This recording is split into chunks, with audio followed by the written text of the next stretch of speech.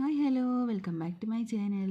അപ്പോൾ ഇന്ന് നമുക്ക് നല്ലൊരു സിമ്പിളായിട്ടുള്ള ബ്രേക്ക്ഫാസ്റ്റിൻ്റെ റെസിപ്പി കാണാം കേട്ടോ. അരി കുതിർത്തിയോ അരയ്ക്കുകയോ ഒന്നും ചെയ്യാതെ തന്നെ നമുക്ക് സിമ്പിളായിട്ട് ഉണ്ടാക്കിയെടുക്കാൻ വേണ്ടി പറ്റുന്ന നല്ല ടേസ്റ്റി ആയിട്ടുള്ള ഒരു ബ്രേക്ക്ഫാസ്റ്റിൻ്റെ റെസിപ്പിയാണ്. രാവിലേക്ക് അരിയൊക്കെ കുതിർത്താനൊക്കെ മറന്നു പോയി കഴിഞ്ഞാൽ നമുക്ക് പെട്ടെന്ന് റവ വെച്ചിട്ട് ചെയ്തെടുക്കാൻ വേണ്ടി പറ്റും. നല്ല ടേസ്റ്റി ആയിട്ടും എന്നാൽ സിമ്പിളായിട്ടും കറിയൊന്നും ഇല്ലാതെ തന്നെ കഴിക്കാനും വേണ്ടി പറ്റുന്ന നല്ല റെസിപ്പി ആട്ടോ. അപ്പോൾ എന്തായാലും ട്രൈ ചെയ്ത് നോക്കുക. എന്തായാലും ഇഷ്ടമാവും. ട്രൈ ചെയ്തിട്ട് ഇഷ്ടമായി ലൈക്ക് ചെയ്യാൻ, സബ്സ്ക്രൈബ് ചെയ്യാൻ, ഷെയർ ചെയ്യാൻ, കമൻറ്റ് ചെയ്യാനൊന്നും മറക്കരുത്. നമുക്ക് വീട്ടിലോട്ട് പോകാം. അപ്പോൾ നമുക്കിത് ആദ്യം തന്നെ 1/2 കപ്പ് റവ എടുക്കാം കേട്ടോ. റവ വറുത്തതാണെങ്കിലും വറുക്കാത്തതാണെങ്കിലും ഒന്നും കുഴപ്പമൊന്നുമില്ല. 1/2 കപ്പ് മതിയാവും. നമുക്ക് ഈ ഒരു 1/2 കപ്പ് റവ വെച്ചിട്ട് ഏകദേശം ഒരു 6 അപ്പമൊക്കെ ഉണ്ടാക്കിയെടുക്കാൻ വേണ്ടി പറ്റും കേട്ടോ. ഇനി ഒരു 1/2 കപ്പ് റവയിലേക്ക് നമ്മൾ ചേർക്കാൻ വേണ്ടി പോകുന്നത് 1 കപ്പോളം വെള്ളം കേട്ടോ. അപ്പോൾ 1 കപ്പ് വെള്ളം തന്നെ ഒഴിച്ചു കൊടുക്കുക.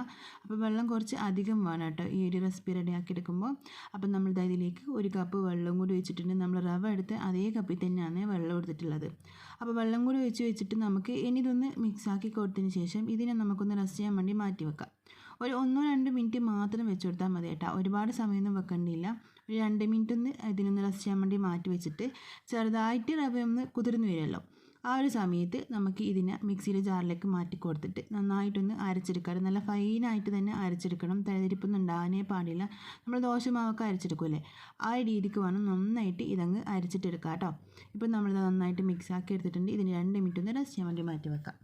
അപ്പോൾ ഇപ്പോൾ ഇതാ നമ്മൾ 2 മിനിറ്റ് കഴിഞ്ഞിട്ടുണ്ട്. നമ്മൾ റവയൊക്കെ ഒന്ന് കുതിർന്ന് വന്നിട്ടുണ്ട് കേട്ടോ. ഇനി നമ്മളിത് മിക്സിയുടെ ജാറിലേക്ക് അങ്ങ് മാറ്റി കൊടുക്കുന്നുണ്ട്. അപ്പോൾ ആ ഒരു വെള്ളവും ആ ഒരു റവയൊക്കെ കൂടി അങ്ങ് ചേർത്ത് കൊടുത്തിട്ടുണ്ട് മിക്സിയുടെ ജാറിലേക്ക്. എന്നിട്ട് നന്നായിട്ട് അരച്ചെടുക്കുക കേട്ടോ. നല്ല ഫൈനായിട്ട് തന്നെ അരച്ചിട്ടെടുക്കണം. ഒരു തരി പോലും ഇതിൻ്റെ ആ ഒരു തരി കാണാൻ പാടില്ല കേട്ടോ. നന്നായിട്ട് അരച്ചിട്ട് നല്ല ലൂസായിട്ടുള്ള മാവാക്കിയിട്ട് വേണം നമ്മളിത് റെഡിയാക്കിയിട്ട് എടുക്കാൻ വേണ്ടിയിട്ട്. അതുകൊണ്ട് തന്നെ നമ്മൾ 1/2 കപ്പ് റവക്ക് 1 കപ്പ് വെള്ളം ചേർത്തിട്ടുള്ളത്. അപ്പോൾ ഇപ്പോൾ ഇതാ നമ്മൾ നന്നായിട്ട് അരച്ചെടുത്തിട്ടുള്ള നമ്മൾ ഈ ഒരു റവയുടെ മിക്സ് ചെയ്ത ഈ ഒരു പാത്രത്തിലേക്ക് അങ്ങ് ഒഴിച്ചു കൊടുത്തിട്ടുണ്ട് കേട്ടോ. അപ്പോൾ ഇതുപോലെ നല്ല ലൂസായിട്ട് വേണം നമ്മൾ അരച്ചിട്ടെടുക്കാൻ വേണ്ടിയിട്ട്. കട്ടി ഉണ്ടാകാൻ പാടില്ല. നമ്മൾ റവ ദോശയൊക്കെ ഉണ്ടാക്കിയെടുക്കുമ്പം നമ്മൾ ആ ഒരു നമ്മളെ ദോശക്കല്ലിലേക്ക് ഇങ്ങനെ ഒഴിക്കുന്ന സമയത്ത് നല്ല ലൂസായിട്ടല്ലേ ഉണ്ടാകാൻ, അതുപോലെ വേണം കേട്ടോ നമ്മളിത് റെഡിയാക്കിയിട്ട് എടുക്കാൻ വേണ്ടിയിട്ട്. ഇനി ഇതിലേക്ക് നമുക്ക് ഒരു സവാള, മീഡിയം സൈസുള്ള ഒരു സവാള ഇതുപോലൊന്ന് ചെറുതായിട്ട് കട്ട് ചെയ്തിട്ട് കൈ വെച്ചിട്ട് ഇതുപോലൊന്ന് നിരടി കൊടുക്കാം കേട്ടോ. എന്നിട്ട് ഇതിലേക്ക് അങ്ങ് ഇട്ട് കൊടുക്കാം. അതിനുശേഷം നമുക്ക് ഇനി ഇതിലേക്ക് ചേർക്കേണ്ടത് പച്ചമുളകാണ്. നമ്മളെ എരിവിനനുസരിച്ചിട്ടുള്ള പച്ചമുളക് 1-2 ഒന്ന് ചെറുതായിട്ടൊന്ന് കട്ട് ചെയ്തിട്ട് ചേർത്ത് കൊടുക്കാം. ഇനി കുട്ടികൾക്ക് കൊടുക്കുന്ന സമയത്ത് അത് വേണമെന്നുണ്ടെങ്കിൽ അതങ്ങ് ഒഴിവാക്കാം കേട്ടോ. അപ്പോൾ ഞാനിപ്പോൾ ഇതിലേക്ക് 2 പച്ചമുളക് ഒന്ന് ചെറുതായിട്ട് കട്ട് ചെയ്തിട്ട് ചേർത്തിട്ടുണ്ട്. അപ്പോൾ ഇനി നമുക്ക് ഇതിലേക്ക് ചെറിയൊരു പീസ് ഇഞ്ചി ഒന്ന് ചെറുതായിട്ട് കട്ട് ചെയ്തിട്ട് ചേർത്തെടുക്കാം കേട്ടോ. ചെറുത് മതിയാവും. ചെറിയൊരു പീസ് ഇഞ്ചി എടുക്കുക, അതൊന്ന് ചെറുതായിട്ട് ഇതുപോലെ ഒന്ന് കട്ട് ചെയ്തിട്ട് ഇതിലേക്ക് ചേർത്തെടുക്കാം. അപ്പോൾ ഇനി നമുക്ക് ഇതിലേക്ക് കറിവേപ്പില ചേർത്ത് കൊടുക്കാം കേട്ടോ. ഇനി മല്ലിയില ഉണ്ടെങ്കിൽ മല്ലിയിലയും ചേർത്ത് കൊടുക്കാം. രണ്ടും ചേർത്താലും കുഴപ്പമൊന്നുമില്ല. കറിവേപ്പില വേണമെന്നുണ്ടെങ്കിൽ കറിവേപ്പില മാത്രം മതിയാവും. മല്ലിയില ചേർക്കുന്നുണ്ടെങ്കിൽ അതും ചേർക്കാം കേട്ടോ. അപ്പോൾ നമ്മൾ ഇനി ഇതിലേക്ക് ചേർക്കുന്നത് ഉപ്പാണ്. നമ്മൾ ഈ ഒരു മാവിന് ആവശ്യത്തിനുള്ള ഉപ്പും കൂടി ഇതിലേക്ക് ചേർത്ത് കൊടുക്കാം. ഒരു 1/4 ടീസ്പൂൺ ഉപ്പും കൂടി ചേർത്ത് കൊടുത്തിട്ട് നന്നായിട്ട് മിക്സ് ആക്കിയിട്ട് ഉപ്പൊക്കെ കറക്റ്റ് ആണെന്നൊന്ന് നോക്കാം കേട്ടോ. അപ്പോൾ ഇതിപ്പോൾ നന്നായിട്ട് മിക്സ് ആക്കിയിട്ട് എടുത്തിട്ടുണ്ട്. ഈ ഒരു സമയത്ത് ഉപ്പൊക്കെ ഒന്ന് കറക്റ്റാണോ നോക്കിയതിന് ശേഷം നമുക്ക് ഇത് ഉണ്ടാക്കിയിട്ട് എടുക്കാം കേട്ടോ. ഇനി റെസ്റ്റ് ചെയ്യാൻ വേണ്ടി മാറ്റി വെക്കേണ്ട ആവശ്യമൊന്നുമില്ല. നമ്മൾ ആ മാവ് ഇതുപോലെ ലൂസായിട്ട് വേണം കേട്ടോ നമ്മൾ എടുക്കാൻ വേണ്ടിയിട്ട്.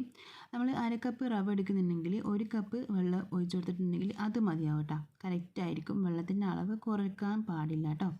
അപ്പം ഒരു ചീനച്ചട്ടിയിലേക്ക് കുറച്ച് വെളിച്ചെണ്ണ ഒഴിച്ച് കൊടുത്തിട്ടുണ്ട്. എണ്ണ നന്നായിട്ട് ചൂടായിട്ട് വന്നതിന് ശേഷം കുറച്ച് മാവ് അതിലേക്ക് ഇതുപോലെ ഇങ്ങനെ ഒഴിച്ച് കൊടുക്കുന്നുണ്ട് കേട്ടോ. അപ്പോൾ മാവ് ഒഴിക്കുന്ന സമയത്ത് നമ്മൾ ഫുൾ ഫ്ലെയിമിൽ തന്നെ വെച്ച് കൊടുക്കുക. അതിന് ശേഷം നമ്മൾ മാവ് ഒഴിച്ചിട്ട് അടച്ച് വെക്കുക കേട്ടോ. അടച്ച് വെക്കുന്ന ആ ഒരു സമയത്ത് മീഡിയം ടു ലോ ഫ്ലെയിമിലേക്ക് അങ്ങ് ആക്കി കൊടുത്താൽ മതി.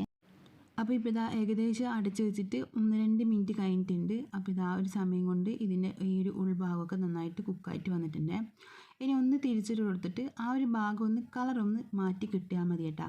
കളറൊന്ന് മാറി വന്നതിന് ശേഷം നമുക്കത് എണ്ണയിൽ നിന്ന് മാറ്റി കൊടുക്കാം.